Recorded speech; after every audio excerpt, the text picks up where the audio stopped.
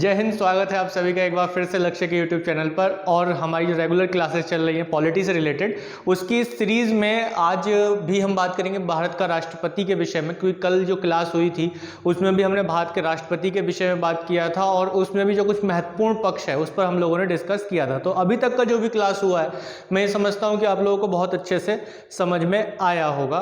और जो क्लासेस होती आ रही हैं रेगुलर, उसमें जो भी आप लोगों को डाउट्स हैं मैं उसको यहाँ पर भी क्लियर करने की पूरी कोशिश कर रहा हूँ। तो इसके बाद जो लास्ट क्लास थी हमारी वो राष्ट्रपति के चुनाव को लेकर थी कि किस तरीके की जो चुनाव प्रक्रिया है वो कैसे होती है, उस पर हमने पूरा डिस्कस किया था और अच्छे से मैंने बताया था कि किस स्टेप को। तो मैं अब यहाँ तक ये समझता हूँ कि जिसने भी कल की क्लास को बहुत ही अच्छे से किया होगा उसके दिमाग में अब कभी कोई डाउट नहीं रहेगा कि राष्ट्रपति का इलेक्शन एग्जैक्टली होता कैसे है, उसको लेकर किस तरीके की प्रक्रिया को फॉलो किया जाता है, किस तरीके के प्रोसेस से गुजरना होता है। वो सारी चीज़ें जो है आप लोगों को बहुत ही अच्छे से दिमाग में फिट हो गई होंगी और मैं इस बात को से अच्छे से समझ सकता हूँ, क्योंकि उसको लेकर कोई डाउट नहीं आया अभी तक कमेंट में। अगर किसी को कोई डाउट बनता है तो कमेंट जरूर कीजिएगा कि अगर कोई कंसेप्ट समझ में नहीं आ रहा है तो उसको लेकर कमेंट जरूर कीजिएगा।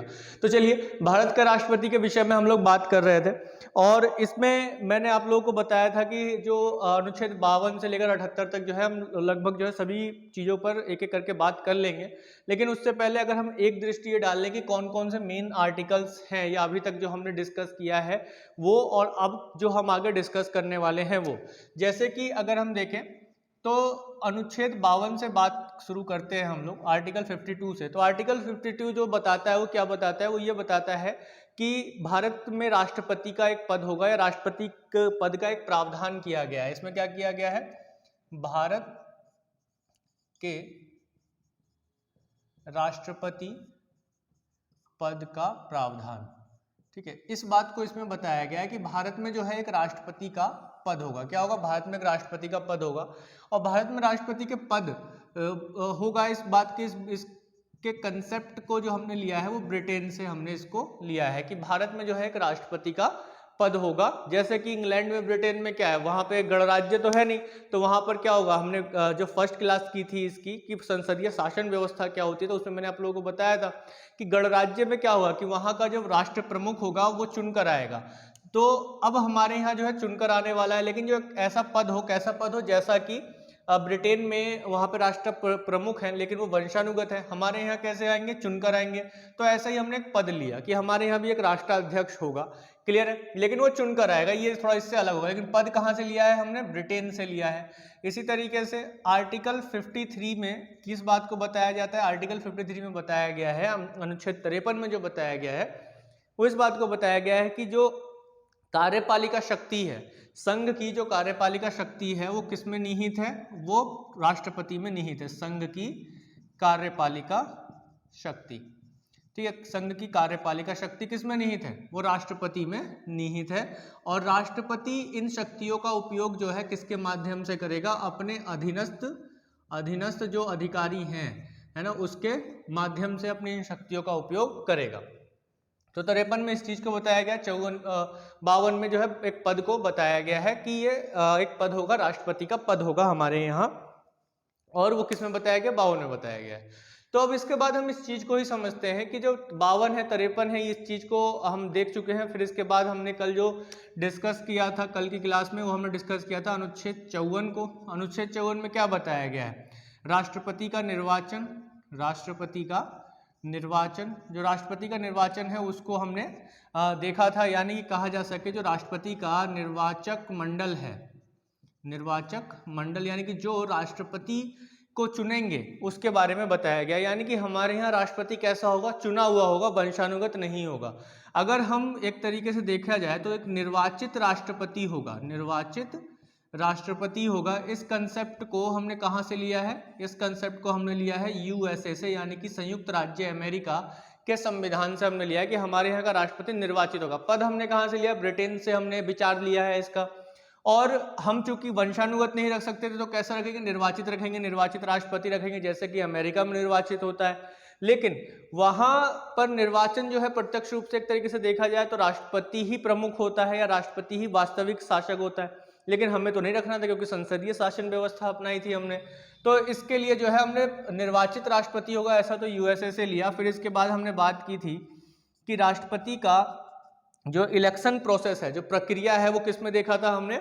55 में देखा था। तो राष्ट्रपति का या राष्ट्रपति की चुनाव प्रक्रिया बहुत अच्छे से चीज़ों को कंसेप्चुअली मैंने पूरे अच्छे से समझाया था आप लोगों को, क्या क्या प्रोसेस है। अनुपातिक प्रतिनिधित्व प्रणाली है, एकल संक्रमणीय मत प्रणाली है, कोटा कैसे निकाला जाता है और किस तरीके से काउंटिंग होती है, वोटिंग कैसे होती है, बैलेट पेपर पर किस तरीके से वरीयता के आधार पर जो है वोट डाला जाता है। तो उस सारे कंसेप्ट को मैंने कल आपको आर्टिकल 55 में डिस्कस किया था। तो मैं समझता हूँ कि यहाँ तक जो है चीज़ें आप लोगों को अच्छे से समझ में आ रही होंगी। तो चुनाव की जो प्रक्रिया है, अगर इसको भी देख ले तो किस देश से हमने इस विचार को लिया है? तो आयरलैंड से लिया है। तो आयरलैंड से हमने एक तरीके से किसके राष्ट्रपति के चुनाव की जो प्रक्रिया है वो कहाँ से ली है? आयरलैंड से ली है। तो इस चीज़ को आप लोग समझ सकते हैं और देख सकते हैं। अब जो हम बात करेंगे मेनली वो बात करेंगे आर्टिकल 56 को लेकर। आर्टिकल 56 में क्या बताया गया है कि राष्ट्रपति की जो पदावधि है या कार्यकाल है वो क्या होगा? पदावधि या कार्यकाल, कुछ जो महत्वपूर्ण पक्ष है अक्सर पूछ लिया जाता है, 56 में इस चीज़ को बताया गया है। इसी तरीके से 57 में, यानी कि राष्ट्रपति का चुनाव हो गया, फिर उसके बाद उसकी पदावधि या कार्यकाल क्या होगा? कार्यकाल के बाद अगर उसका कार्यकाल खत्म हो जाता है तो क्या वह दोबारा से चुनकर आ सकता है? तो उसके बारे में बताया गया 57 में, यानी कि पुनर्निर्वाचन। जो पुनर्निर्वाचन है, क्या एक ही राष्ट्रपति जो अभी राष्ट्रपति बना था क्या वो दोबारा से चुनकर आ सकता है? क्या उसके बाद भी वो चुनकर आ सकता है? तो इसके बारे में किस में बताया गया है? 57 में बताया गया है। इसके बाद अनुच्छेद 58 की बात आती है। तो अनुच्छेद 58 में ये बताया गया है कि जो योग्यता है ना, कोई जो योग्यताएं हैं किसकी, कि राष्ट्रपति कोई भी व्यक्ति कौन बन सकता है। ठीक है, तो यहाँ पे योग्यता है, क्या योग्यता उसके पास होनी चाहिए, तो 58 में योग्यता को बताया गया है। फिर इसके बाद हम देखते हैं कि जो 59 है, अनुच्छेद 59 है, उसमें हम बात करते हैं शर्तें। कुछ शर्तें बताई गई हैं। क्या बताई गई हैं? कुछ शर्तों को बताया गया है कि लाभ का पद नहीं होना चाहिए, या वह जब राष्ट्रपति बन जाता है तो उसको कौन से पद या किसकी सदस्यता को छोड़ देना चाहिए। ऐसे कुछ चीज़ों को, शर्तों को बताया, तो इस पर डिस्कस करेंगे।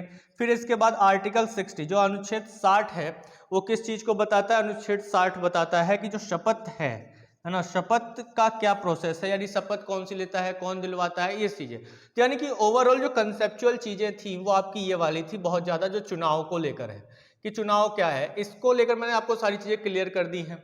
इन चीजों को लेकर आपको दिमाग में है कि 52 में जो है राष्ट्रपति का पद का प्रावधान किया गया है। 53 में क्या किया गया है? संघ की कार्यपालिका शक्ति किस में निहित है? राष्ट्रपति में निहित है, और राष्ट्रपति अपनी इन शक्तियों का प्रयोग किसके माध्यम से करता है? कार्यपालिका की जो शक्तियां हैं वो अपने अधीनस्थ अधिकारियों के माध्यम से करता है। तो सीधा सा सिंपल सा कंसेप्ट है। तो आज जो हम बात करेंगे वो हम इस पर बात करेंगे कि जो पदावधि है, कार्यकाल है, पुनर्निर्वाचन है, योग्यता है, शर्तें हैं, शपथ हैं, वो किस तरीके से होंगी और उनके क्या एक बेसिक प्रावधान हो सकते हैं, क्या इंपॉर्टेंट कंसेप्ट उसका हमें निकलकर आता है, तो उस पर हम लोग जो है डिस्कस करेंगे। तो चलिए शुरू करते हैं। 52 को कोई कंसेप्ट ऐसा रहेगी जो समझ में ना, देखिए एक एक आर्टिकल को बहुत ही अच्छे से समझाता हुआ चल रहा हूँ, और हर एक आर्टिकल से क्वेश्चन आपको मिलेगा, 100% मिलेगा। अगर राष्ट्रपति से लेकर क्वेश्चन बन रहा है तो इनमें से कुछ नहीं छूटने वाला है, उससे क्वेश्चन आपको मिलेगा ही मिलेगा। चाहे आप कोई सी भी परीक्षा दे रहे हो, किसी भी लेवल का एग्जाम दे रहे हो, और उसमें अगर जीएस है, संविधान से संबंधित क्वेश्चन बन रहे हैं और राष्ट्रपति से क्वेश्चन बनता है, या जितना भी अभी तक मैंने आपको उद्देशिका से लेकर यहाँ तक करवाया है, अगर उनसे कोई भी एक क्वेश्चन बनता है तो घबराने वाली बात नहीं है, क्वेश्चन उन्हीं में से ही बनेगा, उससे बाहर नहीं बनेगा। ठीक है, तो चीज़ों को साथ में लेकर चलना है और प्रैक्टिस करते रहना है। जो लोग प्रैक्टिस कर रहे हैं साथ में चीज़ों को, जिनको आता है वो रिवीजन के हिसाब से क्लास को देखें और अच्छे से पढ़ते रहें और प्रैक्टिस करते रहें। बिगर प्रैक्टिस के जो है कुछ भी नहीं हो सकता है। और प्रैक्टिस से याद आया भाई कि हिस्ट्री की क्लास में एक कैंडिडेट हैं जो वीडियो को देखते हैं, क्लास को देखते हैं, ऑनलाइन ही देखते हैं यूट्यूब पर, नाम है आज़ाद खान। वो भाई बुक के लिए काफ़ी परेशान है कि भाई हमें जो है हिस्ट्री की कोई एक बुक बता दीजिए, बेस्ट बुक कौन सी होगी, हिस्ट्री की बेस्ट बुक कौन सी होगी। तो भाई आज़ाद, अगर आप ये पॉलिटी की क्लास देख रहे हैं तो मैं आपको बता दूं कि बेस्ट बुक तो आज तक बनी नहीं है ना, कि आज तक जो है कोई भी बेस्ट बुक बनी नहीं। कॉम्पिटिटिव हिसाब से अगर आप चीज़ों को पढ़ते हैं तो कॉम्पिटिटिवनेस की जो किताबें होती हैं वो डायनामिक होती हैं, चीज़ें बदलती रहती हैं, लेकिन उसका जो एक बेस होता है, जो एक आधार होता है, वो आधार होता है आपका NCERT। NCERT। तो मैं जो आपको यहाँ पे चीज़ें देता हूँ वो किसी एक स्रोत से नहीं होता है कि आप मैंने NCERT से ले लिया या किसी मार्केट से कोई किताब उठा के ले ली। वो कई सारी किताबों को एक निचोड़ होता है, एक जो मूल होता है कि आपको एग्जाम में क्या चीज़ें आती हैं, तो एक रिसर्च से आपको चीज़ें यहाँ से मिलती हैं। मेरे पास कोई एक किताब नहीं है कि मैं बता दूं कि रामचरण शर्मा की 11th क्लास की आप NCERT पढ़ लीजिए हो जाएगा काम, या लूसेंट पढ़ लीजिए हो जाएगा काम, या फिर दृष्टि पब्लिकेशन की ले लीजिए उससे काम हो जाएगा। तो मैं ऐसा कोई भी किसी बुक को बेस्ट नहीं मानता। अगर आप ये देख रहे हैं, पॉलिटी की क्लास देख रहे हैं, तो ज़रूर इस बात को समझ रहे होंगे। तो क्लासेस कीजिए, रेगुलर क्लासेस कीजिए, क्लास से नोट्स तैयार कीजिए, क्योंकि एक रिसर्च के बाद एक चीज़ों को जानने समझने और NCERT या अदर्स जो कई किताबें हैं उन सबसे एक चीज़ निकाल कर की और क्वेश्चन पेपर को देख कर कि पिछले जो 5 से 6 वर्ष हैं उसमें जो पेपर बनते हैं GS के, मेनली उनमें किस तरीके के क्वेश्चन क्रिएट होते हैं हिस्ट्री के, तो उस आधार पर मैं आपको कंसेप्ट देता हूँ। तो बेस्ट जो है कोई बुक नहीं है आज तक तो मेरे हिसाब से। अगर आपको कोई सजेस्ट करता है कि ये बेस्ट बुक है, तो भाई ये तो मैं बता दूं कि कानून भी हमारा ये कहता है कि कोई चीज़ कंप्लीट नहीं होती है तो कोई बुक भी कंप्लीट नहीं होगी। तो अगर नहीं देख रहे हैं तो भाई अगर हिस्ट्री की क्लास में कभी कमेंट आ जाए दोबारा से आज़ाद खान का, तो बाकी और जो लोग देख रहे हैं तो उनको इन्फॉर्म कर दीजिएगा कि ये वाली वीडियो देख लें, एक बार क्लास देख लें, फिर उसके बाद जो है वो बात करें। कि बार बार उनको कई कमेंट मैंने देखे हैं कि वो बेस्ट बुक कौन सी है, बेस्ट बुक कौन सी है। तो बेस्ट बुक भाई कोई नहीं होती है ना। बेस्ट क्या होता है? प्रैक्टिस होती है। प्रैक्टिस जितना आप करेंगे ना कंसेप्ट नोट्स के बेस पर, जो आपने खुद नोट्स तैयार किए हैं क्लासेस को देखकर, वही बेस्ट है। उससे बेस्ट कुछ नहीं है। और फिर उसके बाद प्रैक्टिस करते रहिए, वही बेस्ट है। ठीक है, तो इसके बाद चलिए बात करते हैं भारत का जो राष्ट्रपति है उस पर, और आगे जो हम बात करेंगे। चलिए आप लोग नोटबुक अपना खोल लीजिए, कॉपी वॉपी पेन पेंसिल निकाल लीजिए और नोट करते हुए चलिए चीज़ों को। कंसेप्चुअल चीज़ें हैं और मेनली जो है चीज़ों को रटना नहीं है। 53, 54, 55, 56 इन चीज़ों को मैं लगातार बताता हुआ आ रहा हूँ। 54, 55 में पूरा निर्वाचन को लेकर है। अब भाई निर्वाचन जो हो गया तो चुनाव हो जाता है। मैंने आपको कल बताया था क्या, जो राष्ट्रपति का निर्वाचन है उसको बताया था। और निर्वाचन में हमने दो चीज़ें देखी थी, जो 54 है आर्टिकल और जो 55 है, ये दोनों ही चुनाव को लेकर बात करता है। ये तो निर्वाचन मंडल की बात करता है कि जो निर्वाचक मंडल होगा, क्या निर्वाचक मंडल होगा वो क्या होगा? निर्वाचक मंडल जो लोग चुनेंगे, आप लोग समझ पा रहे होंगे जिन्होंने कल की क्लास की है, वो कनेक्ट कर पा रहे होंगे निर्वाचक मंडल क्या होता है। इसीलिए मैंने कहा था कि अगर कल वाली क्लास आपकी छूट जाती है तो आगे जो है कनेक्ट नहीं कर पाएंगे। फिर इसके बाद जो 55 है उसमें मैंने बताया था कि क्या प्रक्रिया है ना। अनुपातिक प्रतिनिधित्व पद्धति क्या होती है, एकल हस्तांतरणीय मत प्रणाली क्या होता है, ये चीज़ मैंने आपको समझाया था। कोटा कैसे निर्धारित किया जाता है, फिर उनकी गिनती काउंटिंग किस तरीके से 1 राउंड 2 राउंड 3 राउंड में होती है, तो ये चीज़ हमने देखा था। तो भाई अगर निर्वाचन में किसी तरीके का गड़बड़ हो जाए या घपला हो जाए, कोई विवाद हो जाए, तो उस पर निर्णय कौन लेता है या उसका मामला कहाँ जाता है, उसकी सुनवाई कहाँ होगी? तो उसकी सुनवाई केवल और केवल उच्चतम न्यायालय में होगी। कहाँ होगी? उच्चतम न्यायालय में होगी। और उच्चतम न्यायालय का जो निर्णय होगा वो अंतिम होगा। निर्णय क्या होगा? अंतिम निर्णय होगा।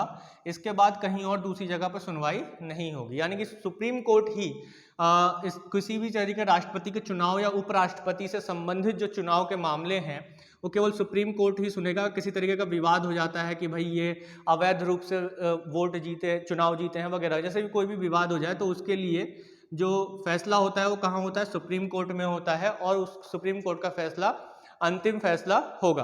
तो राष्ट्रपति जो होता है वह अंतिम जो निर्णय होता है राष्ट्रपति के चुनाव को लेकर, वो सुप्रीम कोर्ट देता है अंतिम निर्णय जो होता है। तो निर्णय अंतिम होगा। और राष्ट्रपति की नियुक्ति, मान लीजिए कि कोई व्यक्ति जो है राष्ट्रपति बन जाता है और उसके बाद वो अपना काम करना, शपथ वपथ हो जाता है, काम करना शुरू करता है, लेकिन धीरे धीरे बात ये आती है कि तो अवैध तरीके से बना है। तो यहाँ पे सुप्रीम कोर्ट को भी लगा कि भाई जो भी तथ्य सुप्रीम कोर्ट के सामने प्रस्तुत किए गए कि ये आदमी जो है सही तरीके से राष्ट्रपति नहीं बना है।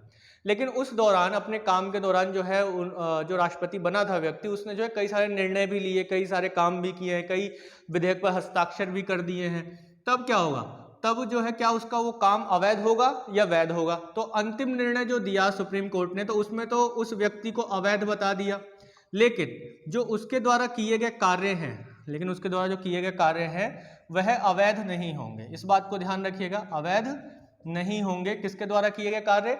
जो वो व्यक्ति अवैध रूप से राष्ट्रपति बन गया है, उसने कुछ विधेयक पर साइन कर दिए हैं, कुछ निर्णय दे दिए हैं, क्षमादान भी दे दिया है कईयों को, तो ये जो उसने काम किया है वो राष्ट्रपति रहते हुए किया है। अभी वो राष्ट्रपति नहीं है या अवैध रूप से बना है ऐसा सिद्ध नहीं हो पाया है, तब तक उसने जो भी काम किया है, जब क्या हो अवैध सिद्ध हो जाए तो जो पीछे उसने काम किया है वो काम गलत नहीं होंगे या उन्हें अवैध नहीं ठहराया जाएगा या उन्हें खारिज नहीं किया जाएगा, वो उसी तरीके से वैध रूप में बने रहेंगे। यानी कि उसके कार्य कैसे बने रहेंगे?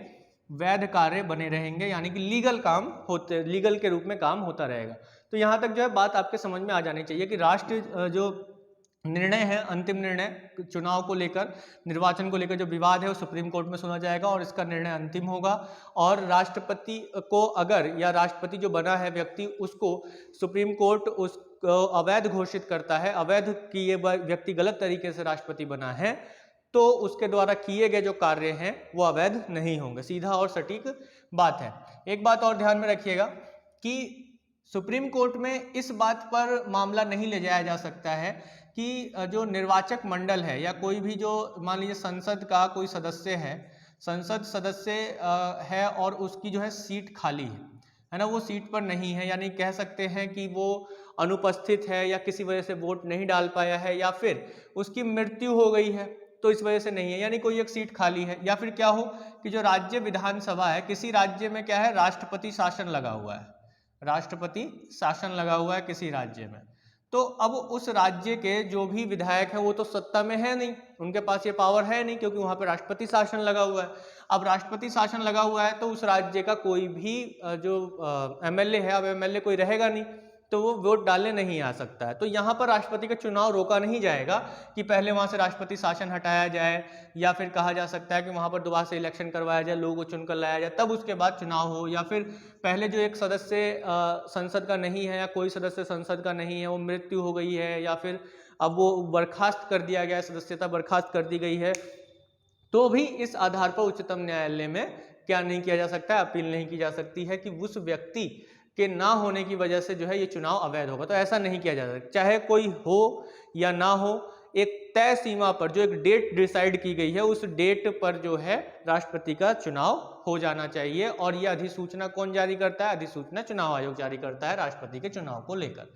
ठीक है, यानी कि अगर किसी भी सदस्य की या किसी भी वोटर की अनुपस्थिति है जो कि निर्वाचक मंडल का सदस्य है, तो उसके अनुपस्थिति पर भी जो है चुनाव होगा। ऐसा नहीं होगा कि जो है चुनाव कैंसिल कर दिया जाए। और अंतिम निर्णय के या किसी विवाद को लेकर जो उच्चतम न्यायालय में चर्चा की जाएगी, और विवाद को लेकर कहाँ चर्चा की जाएगी? उच्चतम न्यायालय में चर्चा की जाएगी और अंतिम निर्णय होगा उच्चतम न्यायालय का। और उससे पहले जो भी उस व्यक्ति ने काम किया है कि अवैध घोषित होने से पहले, वो सभी कार्य वैध माने जाएंगे। इस बात को ध्यान रखिएगा।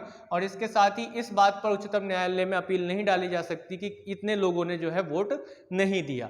ठीक है, तो इस बात को भी ध्यान रखिएगा। तो चलिए शुरू करते हैं कि जो पदावधि है, अब निर्वाचित हो गए हैं राष्ट्रपति जी, तो राष्ट्रपति की जो पदावधि है उसको लेकर क्या बात बोली गई है हमारे संविधान में। तो 55 तक हम देख चुके हैं, 54, 55, 52, 53, 54, 55, एक एक आर्टिकल को जो है बहुत ही अच्छे से समझा रहा हूँ।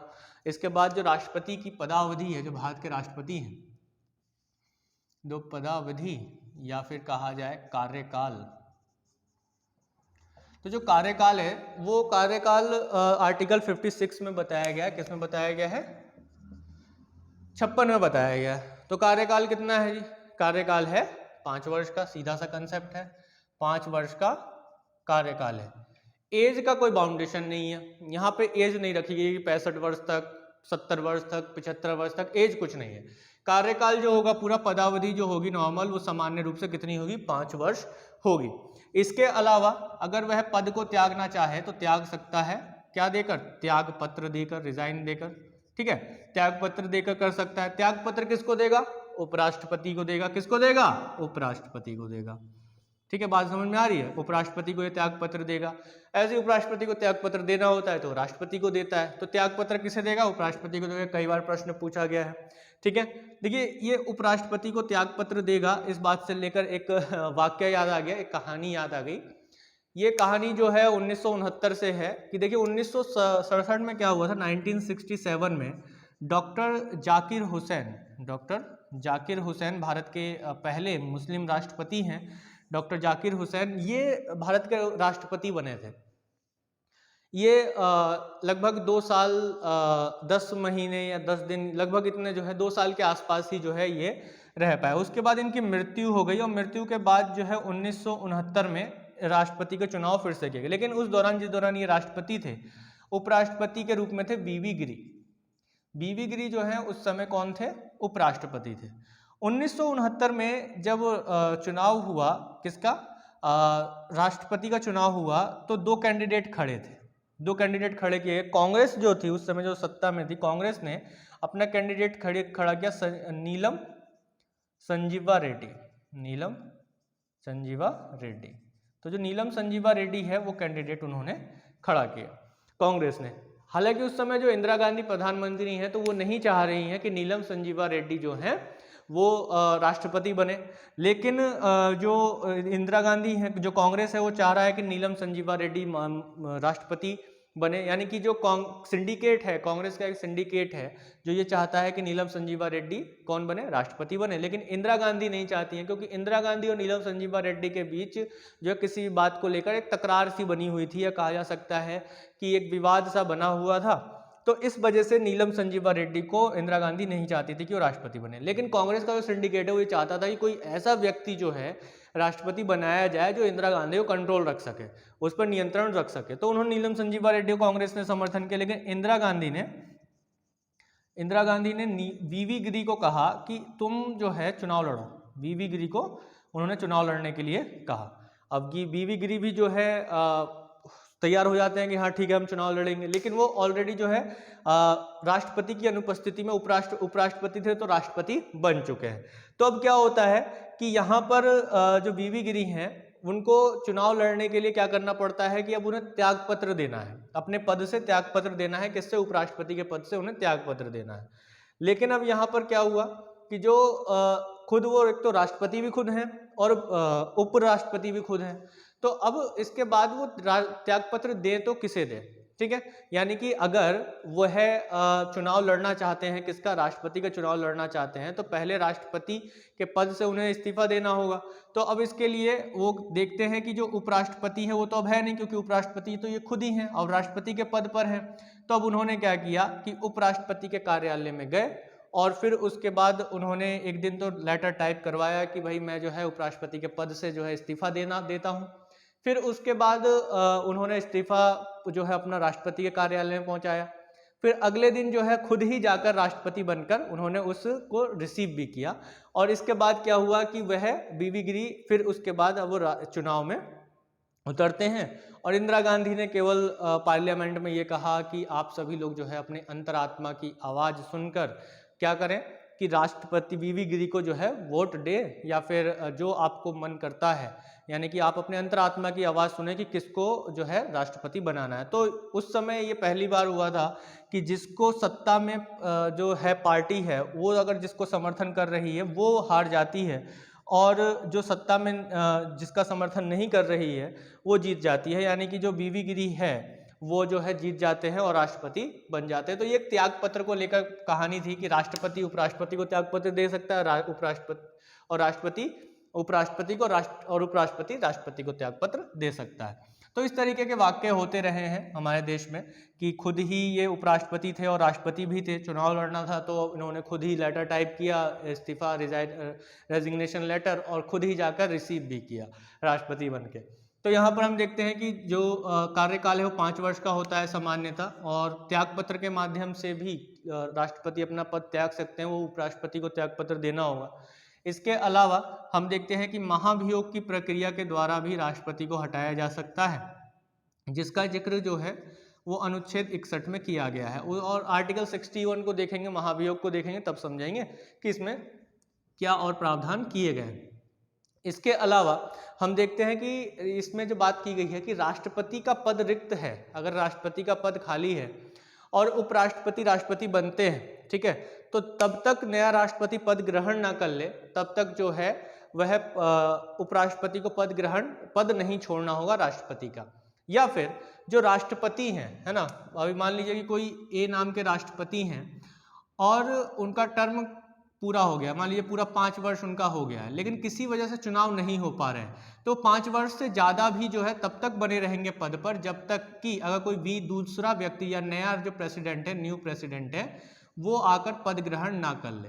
ठीक है, तो यानी कि पद को खाली नहीं छोड़ा जाएगा। राष्ट्रपति का जो पद है, राष्ट्रपति का पद खाली नहीं छोड़ा जाएगा। इस बात को भी समझने वाली बात है। ये भी जो है 56 में बताया गया है कि जब तक नया राष्ट्रपति आकर पद ग्रहण ना कर ले तब तक पुराना वाला राष्ट्रपति पद को नहीं छोड़ेगा। ठीक है, तो इस चीज को भी बात की गई है किसमें, आर्टिकल 56 में। तो ये जो कार्यकाल है या पदावधि है उसको इसमें समझाया। 5 वर्ष त्यागपत्र की बात की गई है, महाभियोग 61, और राष्ट्रपति का पद जो है खाली नहीं रह सकता। यानी कि कार्यकाल जो है 5 वर्ष का सामान्यतः होता है।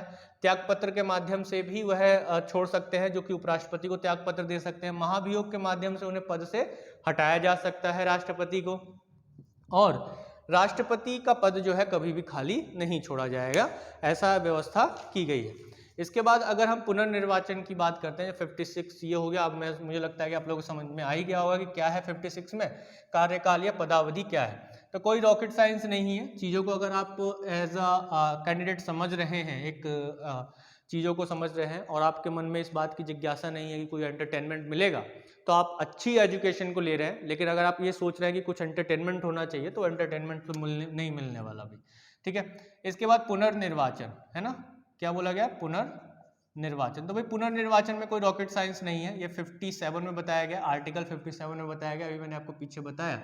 तो आर्टिकल 57 में ये कहा गया है कि संविधान में ऐसा कहीं पर भी जिक्र नहीं किया गया है कि कोई व्यक्ति जो है, संविधान में कहीं पर भी ये जिक्र नहीं किया गया है कोई व्यक्ति एक बार से ज़्यादा राष्ट्रपति ना बने, वह एक बार से अधिक जो है राष्ट्रपति बन सकता है। कितनी ही बार बन सकता है, हमारे देश में क्या है कि हमारे यहाँ राष्ट्रपति एक व्यक्ति 1 बार 2 बार 3 बार 4 बार, मतलब जितनी बार जो है वो चाहे तो इलेक्शन में खड़ा हो सकता है और बन भी सकता है।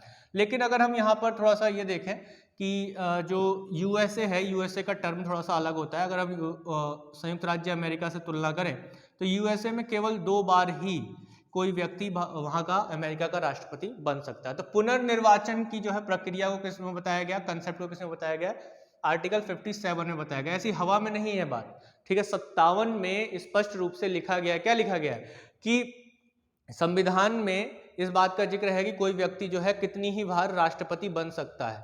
ठीक है, ऐसा नहीं कहा गया है कि 1 बार या 2 बार जो है राष्ट्रपति बन सकता है।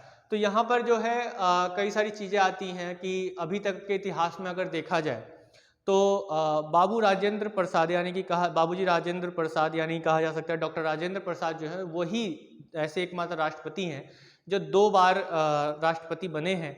2 बार राष्ट्रपति बने हैं, ऐसे एकमात्र व्यक्ति हैं जो 2 बार राष्ट्रपति बने हैं। उनके बाद जो है कोई 2 बार राष्ट्रपति नहीं बना। हालांकि दूसरी बार भी जब वो राष्ट्रपति बन रहे थे तो एक तरीके से कांग्रेस में जो नेहरू जी हैं, वो ये नहीं चाहते थे कि वो दोबारा से राष्ट्रपति बने, क्योंकि चीज़ें जो थी वो थोड़ी मतभेद विचारों को लेकर था। नेहरू जी थोड़े प्रोग्रेसिव थे और जो डॉक्टर राजेंद्र प्रसाद थे वो थोड़े से एक तरीके से कहा जाए कि सामाजिक और सांस्कृतिक धर्म में या रूढ़िवादिता में थोड़ा सा विश्वास, धर्म वगैरह में विश्वास रखते थे, जबकि नेहरू जी समाजवादी व्यवस्था में विश्वास रखते थे, धर्मनिरपेक्षता को लेकर बात करते थे। सोमनाथ मंदिर का उद्घाटन करने गए थे राजेंद्र प्रसाद, जो कि एक धर्मनिरपेक्ष देश के लिए अच्छा नहीं होता है कि एक धर्मनिरपेक्ष देश का जो एक राष्ट्रपति है, पंथ निरपेक्ष देश का राष्ट्रपति है, वो किसी धार्मिक क्रियाकलाप में हिस्सा ले, ऐसा नेहरू जी का मानना था। तो वो चाहते थे कि अब जो है बाबूजी जो है वो राष्ट्रपति ना बने, लेकिन बाबूजी जिद पर अड़ गए कि नहीं, इस बार भी मैं जो है राष्ट्रपति के लिए खड़ा होऊंगा। तो जैसे तैसे बात हुई और डॉक्टर राजेंद्र प्रसाद जो है दूसरी बार भी राष्ट्रपति पद के लिए खड़े हुए, और ये पहली बार हुआ और अब तक का रिकॉर्ड है कि डॉक्टर राजेंद्र प्रसाद जो दूसरी बार राष्ट्रपति के लिए खड़े हुए तो उन्हें 99.3% वोट मिले, और ये अब तक का रिकॉर्ड है कि अब तक किसी भी राष्ट्रपति को इतना बड़ा बहुमत नहीं मिला है। तो अब इसमें ये बात निकल के आ गई। लेकिन क्या हुआ कि धीरे धीरे बात होने लगी कि क्या डॉक्टर राजेंद्र प्रसाद ही बार बार राष्ट्रपति बनते रहेंगे, किसी और को मौका नहीं मिलेगा कि और सबका भी तो कैरियर है भाई, और सब भी अपना कैरियर बनाए, राष्ट्रपति बने। अब उसी समय 1951 में एक घटना घटित हुई थी अमेरिका में। अमेरिका में जो है घटना घटित हुई थी। अमेरिका में 1951 से पहले जो है आप देखेंगे कि किसी भी तरीके से कोई ऐसा कंसेप्ट नहीं था कि कोई व्यक्ति 2 बार ही राष्ट्रपति बन सकता है। 1951 से पहले नहीं था। 1951 से पहले क्या होता था कि कोई व्यक्ति जो है कितनी बार राष्ट्रपति बन सकता था। ऐसे ही एक हुए रूजवेल्ट नाम के व्यक्ति हुए जो वहाँ पे राष्ट्रपति रहे अमेरिका में।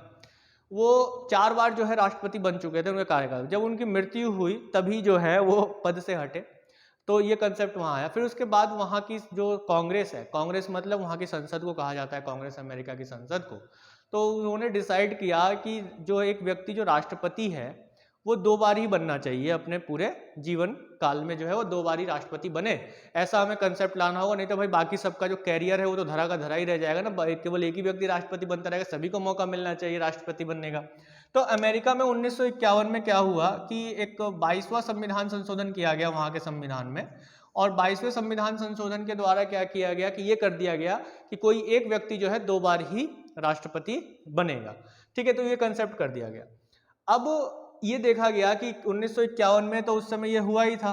अब उसके बाद हमारे देश में भी ये बात उठने लगी कि एक प्राइवेट बिल लाया गया, एक प्राइवेट बिल लाया गया। प्राइवेट बिल क्या होता है कि जो एक कोई भी जो संसद में सदस्य होता है, जो मंत्री नहीं है, मंत्री के अलावा कोई दूसरे जो मेंबर्स हैं, एमपी हैं, मेंबर ऑफ पार्लियामेंट है, वो अगर कोई बिल लेकर आते हैं तो उसे प्राइवेट बिल कहा जाता है, व्यक्तिगत विधेयक कहा जाता है।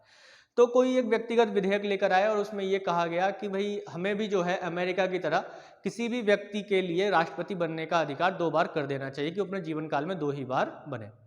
अब डॉक्टर राजेंद्र प्रसाद भी इस चीज़ को समझ ही रहे थे कि अब जो है लोगों को भी मौका मिलना चाहिए। तो डॉक्टर राजेंद्र प्रसाद ने खुद ही घोषणा कर दी पार्लियामेंट में, संसद में, कि भाई हमें जो है मैं इसके बाद चुनाव नहीं लड़ूंगा और हमें खुद ही जो है इस बात पर डिस्कशन कर लेना चाहिए, एक म्यूचुअल अंडरस्टैंडिंग बना लेनी चाहिए कि कोई व्यक्ति जो है 1 बार या 1 से 2 बार उससे ज़्यादा ना बने, तो हमें संशोधन करने की ज़रूरत नहीं पड़ेगी। तो फिर क्या हुआ, बात पार्लियामेंट में ये हुई संसद में कि ठीक है, 1 बार से ज़्यादा मतलब हम लोग जो है ये कोशिश करते हैं कि 1 बार से ज़्यादा कोई जो है राष्ट्रपति ना बने।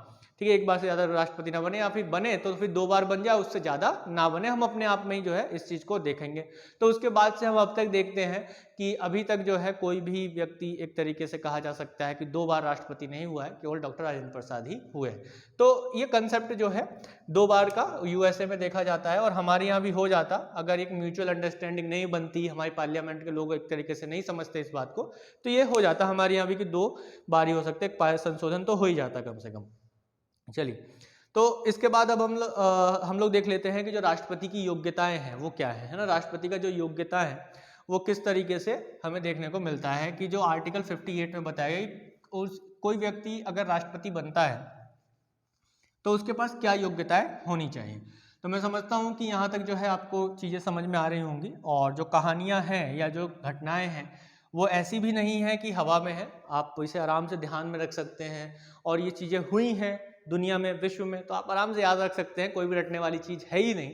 अगर आप रटना चाहेंगे तो फिर रटने के लिए कुछ भी कर लीजिए, एक समय के बाद वो आपके दिमाग से निकल जाएगा। तो हमें एक कंपटीशन देना है, एग्ज़ाम देना है, और एग्ज़ाम में कंपटीशन में यही चीज़ की डिमांड होती है कि आपका कंसेप्चुअल क्लियरिटी कितना है। और आजकल का जो कॉम्पिटिटिव एग्ज़ाम है वो फैक्ट पर बेस्ड नहीं है ना, फैक्चुअल डिटेल पर बेस्ड नहीं है। अगर आपको उसके पीछे की कहानी पता है ना, कि क्या हुआ था, कैसे हुआ था, तो वो कहानी अगर आपको पता है तो आप आराम से क्या कर सकते हैं, उसके बारे में उत्तर दे सकते हैं। तो देते रहिए, आराम से फोकस रखिए अपने एजुकेशन पर। तो इसके बाद हम बात कर लेते हैं योग्यता की। तो राष्ट्रपति की जो योग्यताएं हैं, किसकी, राष्ट्रपति की योग्यताएं। तो जो राष्ट्रपति की योग्यताएं हैं इसको लेकर अगर हम बात करें तो इसके बारे में डिस्कशन किस में किया गया है, 58 में किया गया, आर्टिकल 58 में इसके बारे में बताया गया है। तो इसमें क्या क्या चीज़ें बताई गई हैं। सबसे पहले तो भारत का नागरिक हो, सबसे महत्वपूर्ण चीज़ क्या हो, भारत का नागरिक होना चाहिए। क्या होना चाहिए, भारत का नागरिक होना चाहिए। और एक और महत्वपूर्ण चीज़ कि वर्ष, जो आयु है उसकी वह 35 वर्ष पूर्ण कर चुका हो। 35 वर्ष की आयु जो है क्या कर चुका हो, पूर्ण कर चुका हो। अच्छा,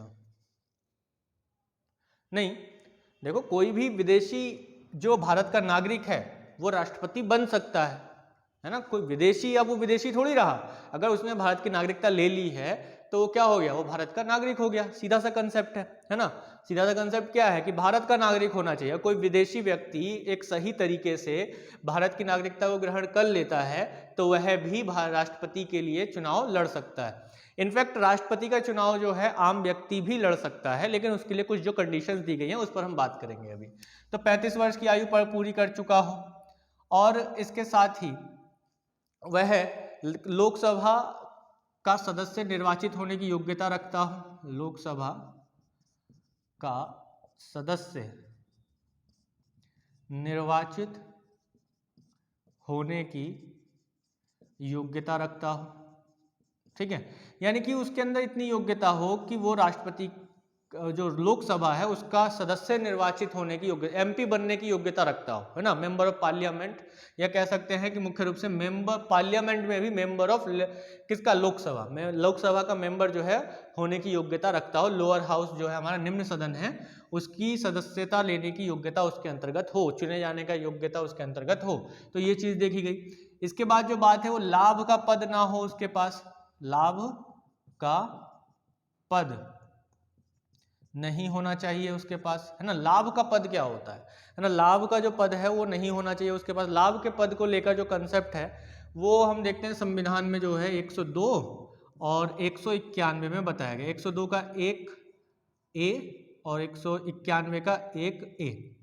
देखिए 102 में जो है वो संसद को लेकर बात की गई है कि जो संसद में मेंबर्स हैं उनके लाभ के पद की बात की गई है। और इसके साथ ही जो है जो राज्य विधानसभा है, राज्य विधानसभा है उसके बारे में बात की गई है। तो राज्य विधानसभा के बारे में बात की गई है 191(1) में।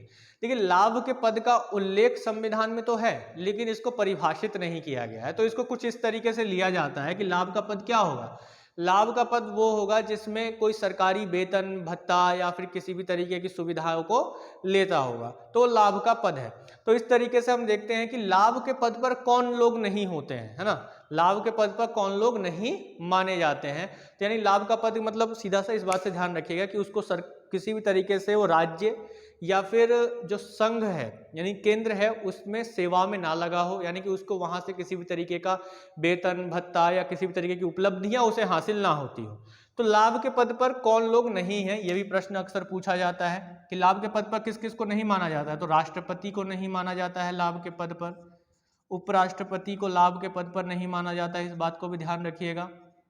और सटीक क्वेश्चन मिलेंगे इनसे, चाहे आप कोई सा भी एग्जाम दे रहे हो, मैं बार बार बोलता हूँ, चाहे आप लोक सेवा आयोग का एग्जाम दे रहे हो, किसी भी राज्य का, या केंद्रीय लोक सेवा आयोग या संघीय लोक सेवा आयोग की बात कर रहे हो, या फिर स्टेट में कोई भी एग्जाम दे रहे हो, पुलिस का दे रहे हो या SI का दे रहे हो, किसी का भी एग्जाम दे रहे हो, यूपी BEd दे रहे हो, सब में ये चीज़ आपको दिखाई देगी। यूपी टेट वगैरह सब में इस तरीके के क्वेश्चन आपको नॉर्मली मिल जाएंगे, तो अलग से पढ़ने की जरूरत नहीं है। राज्य के जो राज्यपाल होते हैं वो भी लाभ के पद में नहीं होते हैं। इसी तरीके से संघ और जो राज्य में मंत्री होते हैं, राज्य में मंत्री जो होते हैं वो लाभ के पद पर नहीं होते। तो अक्सर ये क्वेश्चन उठता है कि इनको तो बहुत सारी सुविधाएं मिलती हैं या बहुत सारे जो वेतन भत्ते मिलते हैं, इतनी सारी सुविधाएं मिलती हैं, तो वो तो लाभ का पद होगा। लेकिन ये कहा गया है कि लाभ के पद में ये लोग नहीं आएंगे, यानी कि इनका लाभ का पद नहीं माना जाएगा अगर ये अपने पद पर रहकर इलेक्शन लड़ते हैं। तो जैसे ही राज्यपाल को लेकर उदाहरण तो हमारे सामने है ही है।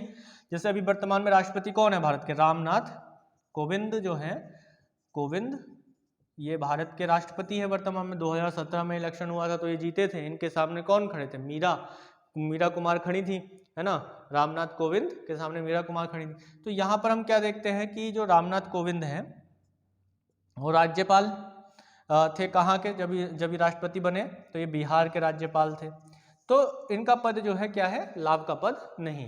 तो यहाँ पर इस चीज को हमने देखा कि ये लाभ का पद नहीं। इसके अलावा अगर हम देखें तो नामांकन के लिए जो राष्ट्र, इसी में ही बताया गया है 58 में ही जो बताया गया है, एक बात और बताई गई है कि जो नामांकन है, नॉमिनेशन है, नामांकन के लिए जो है 50 अनुमोदक और 50 प्रस्तावक की जरूरत होती है। अनुमोदक और 50 प्रस्तावक की जरूरत होती है। प्रस्तावक और अनुमोदक कौन होते हैं, नॉर्मल सी बात है कि 50 लोग जो है आपको जानते हो, जो आपको प्रस्तावित करें, आपके नाम के आगे हस्ताक्षर करके दे कि हाँ हम इनको जानते हैं। अनुमोदन करने वाले व्यक्ति वही हैं कि जो आपको जानते हैं। लेकिन ये लोग कौन होने चाहिए, ये लोग पार्लियामेंट के या फिर स्टेट लेजिस्लेचर के मेंबर्स होने चाहिए, यानी कि विधायक हो या सांसद हो।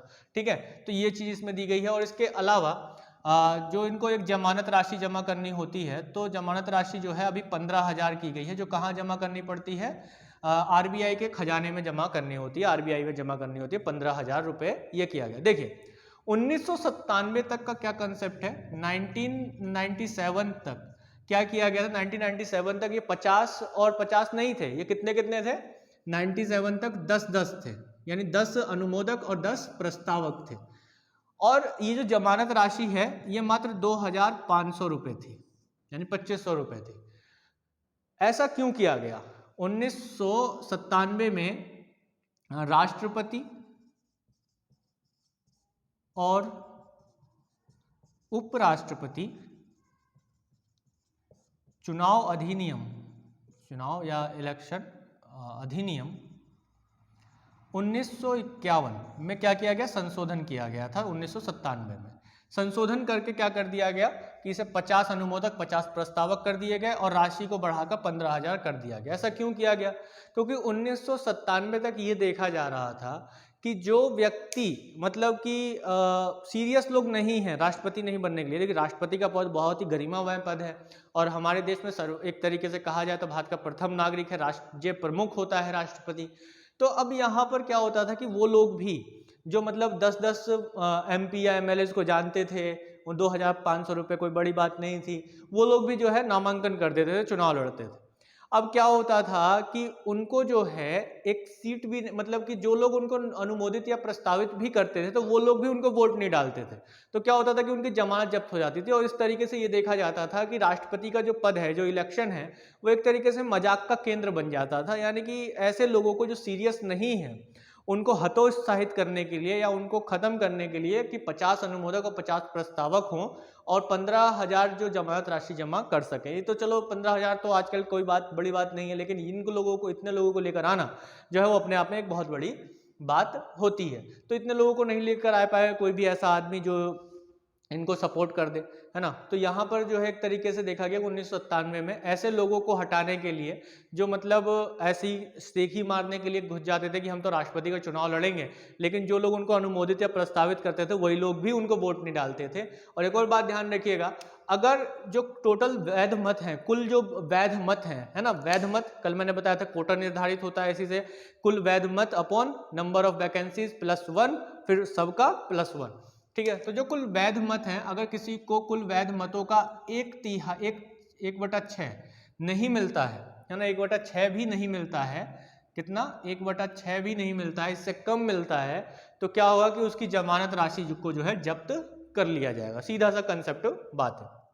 देखिए अभी तक आप लोगों ने चीज़ों को रटा होगा या इस तरीके से सुना होगा कि 58, तो यहाँ पर अब आप लोगों को मैं समझता हूँ कि जो हमने 56 देखा, 57 देखा, 58 देखा, तो इन सब चीज़ों में आपको बहुत ही अच्छी और अलग अलग चीज़ें समझ में आ रही होंगी कि 58 में जो अगर हमने केवल ये पढ़ा है 35 वर्ष की आयु, ये भारत का नागरिक लोकसभा का सदस्य निर्वाचित होने की योग्यता, लाभ का पद क्या होता है और कौन लोग लाभ के पद में नहीं आते हैं, वो सारी चीज़ें, नामांकन में अनुमोदक और प्रस्तावक कितने होते हैं 1997 से पहले की क्या स्थिति थी, तो ये सारी चीज़ें आप लोगों को जो है अब अच्छे से समझ में आ रही होंगी। फिर इसके बाद अगर हम बात करें आर्टिकल 59 की, किसकी बात करें, आर्टिकल 59 की बात करें, तो आर्टिकल 59 में कुछ शर्तों को बताया गया है। मतलब शर्तें क्या दी गई हैं कि अगर कोई व्यक्ति राष्ट्रपति बनता है तो उसको एक तो क्या लाभ होंगे, है ना, इस बात को भी बताया गया है, और दूसरा कि वह किस पद पर अब नहीं रह सकता है अगर वह इस पद पर है तो।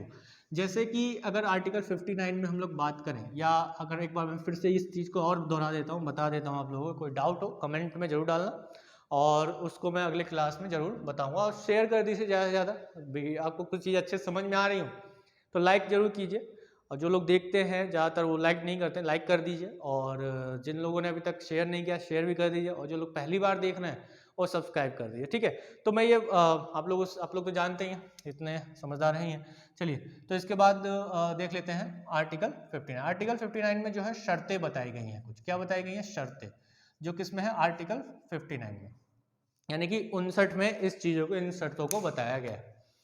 59 में क्या चीज़ें बताई गई हैं, 59 में जो पहली बात बताई गई है वो ये बताई गई है कि अगर कोई व्यक्ति राष्ट्रपति बन जाता है, राष्ट्रपति बनता है और वो या तो संसद का सदस्य है, संसद का सदस्य है, या राज्य विधानसभा का सदस्य है, ठीक है, वो इन पद पर रहते हुए क्या बना कि राष्ट्रपति बन गया है। तो जब वो राष्ट्रपति इन पद पर रहते हुए बना है, अब वो राष्ट्रपति बन गया है, तो उसे क्या करना होगा कि यहाँ की सदस्यता को छोड़ना होगा, है ना, त्याग पत्र देना होगा। कहाँ से? यहाँ से, संसद से या राज्य विधानसभा से जो है उसे अपना त्याग, मतलब जहाँ का भी मेंबर होगा वहाँ से जो है अब उसको उस सदन से जो है वहाँ की सदस्यता जो है वो निर्वाचित होने के बाद, राष्ट्रपति निर्वाचित होने के बाद यहाँ की सदस्यता उसे त्यागनी होगी, छोड़नी होगी। दूसरी शर्त ये बताई गई है कि वह कोई लाभ का पद धारण ना करे, लाभ का देखिए दूसरी बार बताया गया है इसमें, 58 में भी बताया गया, 59 में भी बताया गया कि लाभ का पद धारण ना करे, यानी कि ऐसा कोई भी सेवा में ना हो जो लाभ के पद के अंतर्गत आता हो और उसने धारण किया हो, लाभ का पद धारण ना करे, ठीक है। एक तो ये बात बोली गई है, और एक बात ये बोली गई है कि उसे जो है, जो राष्ट्रपति बनेगा तो उसे एक आधिकारिक आवास दिया जाएगा रहने के लिए, है ना, जिसे हम राष्ट्रपति भवन कहते हैं, आधिकारिक आवास, है ना। आधिकारिक आवास मतलब जो राष्ट्रपति भवन है ना, राष्ट्रपति भवन जो है वह दिया जाएगा उसे, और किराया मुक्त होगा, है ना, उसका कोई किराया उराया नहीं लिया जाएगा। तो ये सभी सुख सुविधाएं, भत्ते वगैरह जो है उसको दिए जाएंगे, और जो भत्ते हैं, कुछ उपलब्धियां हैं या जो कुछ विशेषाधिकार हैं, वो किसके द्वारा दिए जाते हैं राष्ट्रपति को? ये निर्धारित किए जाते हैं संसद के द्वारा। ये बात ध्यान रखिएगा, बहुत ही इंपॉर्टेंट चीज है कि जो राष्ट्रपति के भत्ते हैं, है ना, उपलब्धियां हैं या वेतन है ना, या कोई विशेषाधिकार है, स्पेशल राइट्स हैं कुछ, है ना, वो कौन निर्धारित करता है? ये निर्धारित करता है संसद, निर्धारित करती है संसद जो है इसको निर्धारित करती है, और संसद द्वारा ये सारी चीजें निर्धारित की गई, एक बार निर्धारित कर दी जाती है और पूरे कार्यकाल के दौरान उसमें कोई चेंजेस नहीं किया जाएगा, ठीक है। ये बात भी बोली गई है कि इनमें जो एक बार संसद ने निर्धारित कर दिया, संसद ने क्या कर दिया? निर्धारित कर दिया, तो संसद के निर्धारित करने के बाद पूरे कार्यकाल में, है ना, पूरे कार्यकाल में क्या किया जाएगा? पूरे कार्यकाल में किसी भी तरीके से परिवर्तन नहीं किया जाएगा, है ना, परिवर्तन नहीं किया जा सकता है संसद के द्वारा। एक बार निर्धारित हो गया, अब बार बार जो है उसमें चेंजेस नहीं किया जाएगा, जो निर्धारित किया गया वो। तो वेतन भत्ते या उपलब्धियां, विशेषाधिकार कौन निर्धारित करता है? राष्ट्रपति के निर्धारित करता है, जो हमारा संसद है, पार्लियामेंट है, वो निर्धारित करती है। तो 59 में हमने ये शर्तों को देखा, आप लोगों को समझ में आएगा, इंपॉर्टेंट है, फैक्टर है।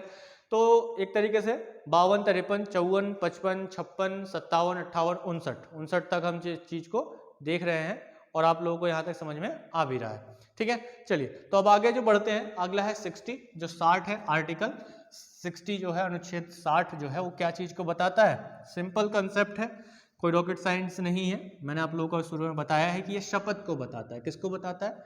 शपथ को बताता है। तो जो शपथ है, राष्ट्रपति का जो शपथ है वो किस में है? किस अनुच्छेद में है? अनुच्छेद 60 में। किस में है? अनुच्छेद 60 में है। तो राष्ट्रपति का जो शपथ है वो अनुच्छेद 60 में बताया गया, आर्टिकल 60 में बताया गया। शपथ कौन दिलवाता है? सुप्रीम कोर्ट के मुख्य न्यायाधीश। अगर मुख्य न्यायाधीश नहीं है किसी कारणवश, ठीक है, ये नहीं है किसी कारणवश, तो जो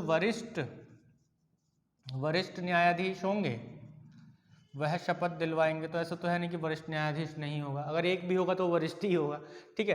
तो यहाँ पर जो एक तरीके से कह सकते हैं कि जो मुख्य न्यायाधीश हैं सुप्रीम कोर्ट के, वह राष्ट्रपति जी को शपथ दिलवाते हैं। अगर वह नहीं है तो उनकी जगह पर कोई वरिष्ठ न्यायाधीश, जो सीनियर मोस्ट जज होगा, वो शपथ दिलवाएगा। और इसके अलावा अगर हम देखें कि कोई और राष्ट्रपति बनता है, मतलब कि राष्ट्रपति जी ने जो अभी राष्ट्रपति बने थे उनको महाभियोग चल गया, वो पद से हट गए, या फिर त्याग पत्र देकर पद से हट गए हैं, तो भी अगर कोई राष्ट्रपति बनता है तो उनको भी जो है यही शपथ दिलवाएंगे। अगर उपराष्ट्रपति राष्ट्रपति का पद ग्रहण करते हैं तो उनको भी सेम यही शपथ दिलवाई जाएगी। शपथ क्या होती है कि भाई संविधान का पालन करेंगे, है ना, संविधान का पालन करेंगे, उसमें दिए गए नियमों के अनुसार जो है काम करेंगे, उसके अनुसार चलेंगे। इसके अलावा जो है श्रद्धा पूर्वक राष्ट्रपति पद का निर्वहन करेंगे पूरी श्रद्धा के साथ, है ना, पूरी श्रद्धा पूर्वक क्या करेंगे, राष्ट्रपति पद का निर्वहन करेंगे। राष्ट्रपति पद जो है उसका निर्वहन करेंगे, उसमें किसी भी तरीके का दाग नहीं लगने देंगे। इसके अलावा जो भारत के लोग हैं, भारत के लोगों की सेवा में लगे रहेंगे, निरत रहेंगे, लोगों की सेवा में निरत रहेंगे। ठीक है, तो ये शपथ लेते हैं ये लोग। ठीक है, ये राष्ट्रपति जी की शपथ दिलवाई जाती है। कुछ की संविधान में जो विधि है, जो नियम है, उसके अनुसार उसका संरक्षण करेंगे, उसके अनुसार कार्य करेंगे, उसके अनुसार चलेंगे। ठीक है, और भारत के लोगों की सेवा में लगे रहेंगे, पूरी श्रद्धा पूर्वक, पूर्ण श्रद्धा से राष्ट्रपति के पद का पालन करेंगे। ठीक है, तो ये चीजें बताई गई हैं किसमें, आर्टिकल 60 में। तो ध्यान रखिएगा, सुप्रीम कोर्ट के जज जो है इनको क्या दिलवाते हैं, शपथ दिलवाते हैं। क्लियर है? तो ये कंसेप्ट हम यहाँ तक देखते हैं कि मैंने आप लोगों को शुरू में बताया कि हम जो है 56 देखेंगे, आर्टिकल 56 क्या है, 57 क्या है, 58 क्या है, 59 यानी 59 क्या है, और 60 क्या है। तो ये जो आर्टिकल्स थे इनके बारे में हमने थोड़ा थोड़ा जाना और समझने की कोशिश की। इससे पहले 55 और 54 के बारे में मैंने कल की क्लास में बहुत ही अच्छे से डिटेल में बताया था, 1 घंटे से ऊपर की क्लास थी। अब जो लोग देख रहे हैं, अच्छी बात है, पूरा देख रहे हैं, बहुत ही अच्छी बात है, बहुत कोई चीज़ नहीं छूटेगा, कोई कंसेप्ट नहीं छूटेगा। यही समय है आप लोगों के लिए सीखने का और समझने का। और इस क्लास के भी अंत तक अगर कोई बना हुआ है तो मेरी इन बातों को जरूर सुनेगा। अगर बहुत से कैंडिडेट ऐसे हैं जो ये कह रहे हैं रेगुलर कि हमारा पढ़ने का मन नहीं कर रहा है, तो पढ़ने का मन क्यों नहीं कर रहा है भाई? क्या भूल गए हो अपने उन सपनों को जो आपने देखा है कि हाँ हमें जो है इस चीज़ को अचीव करना है या यहाँ तक हमें पहुँचना है? ठीक है, क्या आप इन चीज़ों को भूल चुके हैं या आपके दिमाग से निकल चुका है? अगर आप लोग भूल चुके हो तो एक बार अपने माता पिता की तरफ जरूर देख लेना, जो आपको इतनी मेहनत करके या आपके ऊपर इतना खर्चा करके आपको पढ़ा रहे हैं। तो कम से कम उनको देखकर तो आपके दिमाग में चीज़ें आएंगी कि उनके प्रति आपकी जिम्मेदारी क्या है, जो अपने खर्चा यानी कि अपने पैसों से, यानी कि अपनी कमियों को, अपनी इच्छाओं को दबाकर आपके ऊपर पैसा खर्च कर रहे हैं। तो एक बार अपने आप ही मोटिवेशन मिलेगा। मोटिवेशन वीडियोस देखने से मोटिवेशन नहीं मिलेगा, या मेरी बातों से मिले ना मिले, एक बार अपने माता पिता के चेहरों को देखना, स्मरण करना कि वो कितनी मेहनत से पैसा लेकर आ रहे हैं और आपके ऊपर उन्होंने खर्च किया है अभी तक, ताकि आप लोग कामयाब हो सके। अगर आप इस बात को समझते हैं, इस बात को जानते हैं, तो यकीन मानिए कि आप सेल्फ मोटिवेटेड रहेंगे, हमेशा पढ़ते रहेंगे। तो ये जो लास्ट में जो एक बात मैंने बोली है, इसको हमेशा ध्यान रखिएगा। पढ़ते रहिए, समझते रहिए, चीज़ों को सीखने की जिज्ञासा जगाइए। जब तक आपका लक्ष्य आपको ना मिल जाए, रुकिए मत, थमिए मत। यही मेरा भी सिद्धांत है, मैं भी इसी सिद्धांत पे चलता हूँ कि जब तक मेरा लक्ष्य मुझे नहीं मिल सकता मैं रुकने वाला नहीं हूं। तो उसी तरीके से आप लोग भी, आप जब तक आपका लक्ष्य नहीं मिल जाता है तब तक आप रुकिए नहीं, अपने लक्ष्य को प्राप्त जरूर कीजिए। तो यही मैं चाहता हूं। तो यहां तक हमने देखा 60 तक। इसके बाद जो 61 होगा महत्वपूर्ण है बहुत ज्यादा। महाभियोग की बात करता है, किसकी बात करता है? महाभियोग की बात करता है राष्ट्रपति जी के। तो वो हम अगली कक्षा में करेंगे कि महाभियोग क्या है, उसको अच्छे से डिटेल में बढ़िया से समझेंगे। कोई भी जो है ऐसी बात नहीं बचेगी जो आपके दिमाग से हट जाए या कोई बात समझ में नहीं आए, ऐसा कुछ नहीं बचेगा। या कोई भी पॉइंट जो है ऐसा नहीं बचेगा जो एग्जाम में आए और आप छोड़ दें अगर इनसे क्वेश्चन बनता है। तो चलिए आज की क्लास में हम यहीं तक रहने देते हैं, अगली कक्षा में मिलते हैं। जय हिंद, जय भारत।